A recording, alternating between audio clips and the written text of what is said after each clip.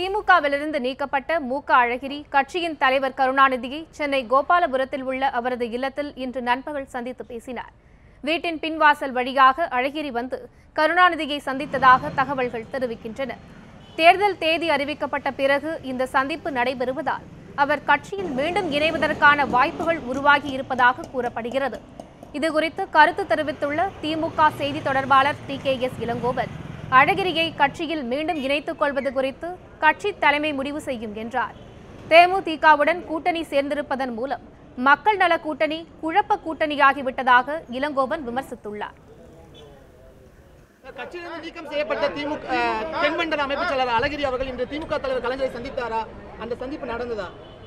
இது ஊடகங்களிலே தொடர்ந்து வெளிவருகிற செய்தி, எங்களுக்கெல்லாம் தெரியவில்லை. ஒருவேளை நாங்கள் இது பற்றி ஊடகங்கள் எங்களுக்கு ஏதேனும் சொன்னால் தெரிந்து கொள்ள வேண்டிய நிலையிலே தான் இருக்கிறோம். கோபாலபுரத்தில் சந்தித்ததா சொல்லப்படுது, செய்தி தெரியவில்லை. செய்தி உண்மையானது?